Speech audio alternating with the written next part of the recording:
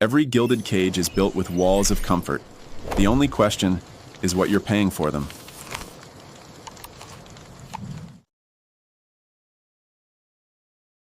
You ever get that feeling that there's more to the world than what we can see? You know, that just beneath the surface of our everyday reality, there's a deeper truth, some kind of hidden knowledge just waiting to be found? Well, that feeling? It's not new.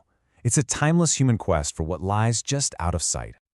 And this idea, you see it everywhere, in countless spiritual traditions, that our reality is just one layer among many, and the barrier separating them, well, it's surprisingly thin.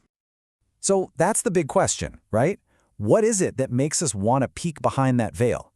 Is it just curiosity? Are we searching for meaning? Or is it a hunger for power?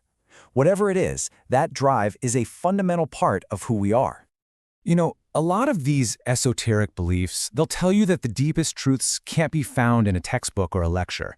Nope. Instead, they come to us as feelings, through intuition, in our dreams, through symbols. The universe, from this point of view, doesn't just explain itself, it expresses itself. And it's up to us to learn how to listen. For centuries, people have been trying to make sense of this, right? To create these intricate systems and philosophies, kind of like maps if you think about it, to help us navigate these hidden worlds and figure out the very structure of reality itself. Okay, so one of the most famous of these maps has to be Kabbalah.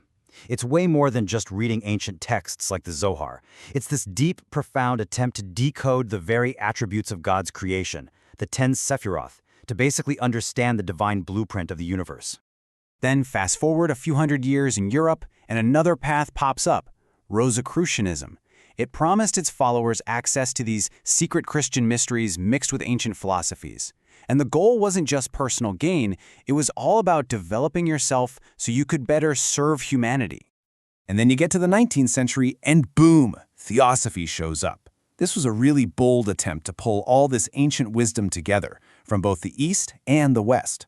Its founders, folks like Helena Blavatsky, claimed they had access to wisdom from lost civilizations, all in an effort to unlock humanity's hidden spiritual powers. So when you lay all these out next to each other, something really cool emerges. I mean, they've got different origins, different symbols, different key texts, for sure. But look at what they promise. Union with the divine, selfless service, developing spiritual powers. They're all pointing towards the same fundamental goal, moving beyond our ordinary lives to connect with something much, much bigger. Okay, so if you've got this super powerful knowledge, what do you do with it? You guard it, right? Throughout history, secret societies have formed to do just that, to be the guardians, passing down their truths only to those who are initiated. And in doing so, they've wielded some serious influence. I mean, think about it. You've got the assassins, holed up in their mountain fortresses in the Middle Ages, to the Jesuits, whose mission stretched across the entire globe, all the way to the mysterious modern-day gatherings at Bohemian Grove. The tradition of guarding secret knowledge has a long and pretty wild history. And the way they did it? Totally different worlds. On one hand, you had the Order of Assassins. Legend says they used visions of a secret paradise to guarantee loyalty. And on the other hand, you've got the Jesuits, who built their influence through hardcore education and literally became pioneers in experimental physics. Two very different ways of shaping the world. And we're not talking about a couple of guys in a library here. To really get the scale of this influence, get this. By 1732, the Jesuits were in charge of 141,000 Guarani people in their South American missions alone. They weren't just guarding knowledge, they were building entire societies around it. But what happens when your secrets are so big, you can't even write them down?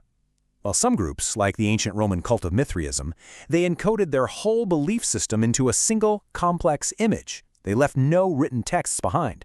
And this central image, a god slaying a bull, has baffled historians for centuries. But then, when you start to decode it, everything clicks. Each and every figure in that scene corresponds perfectly to a constellation in the night sky. The bull is Taurus, the Scorpius is Scorpius, the dog is Canis Minor. Their great secret wasn't just some spiritual doctrine, it was an astronomical map, a hidden key to the entire cosmos. But you know, this whole quest for a secret key to the universe, it's got a dark side. The line between enlightenment and just plain delusion can be terrifyingly thin. And when absolute conviction takes over, it can twist into absolute control and lead people down a path to total destruction. And the story of the Order of the Solar Temple, a Neo-Templar cult from the late 20th century, Man, it's one of the most chilling modern examples of this. What started out as a search for spiritual evolution would end in tragedy and fire. Inside the group, the leaders had this immense power, dictating the most private, intimate details of their followers' lives. As this former member explained, their real-world marriages meant nothing compared to what the leaders called cosmic couplings. They were tearing families apart, all in the name of some higher truth. And this is where it all goes horribly, horribly wrong. As the leaders got more and more paranoid, they convinced their followers that the only way to escape a corrupt world was a transit to another planet. The promise of secret knowledge was twisted into a justification for mass suicide, a truly tragic end to their search for enlightenment. So what about today? Has our fascination with secret knowledge just gone away? Not a chance. Instead, all these historical threads we've been talking about, the hidden lore, the secret societies, they often get woven together into these huge, all-encompassing conspiracy theories that promise one single hidden explanation for our very complex world. Okay, let's look at one, the Genesis 6 conspiracy. This theory connects just about everything we've talked about. It starts with the Nephilim, these giant offspring of angels and humans. It claims their bloodline survived the Great Flood, secretly passing down their pre-flood knowledge through mystery schools that eventually became groups like the Knights Templar and the Freemasons. And the end goal? It's all part of a single, ancient plot to control the entire world.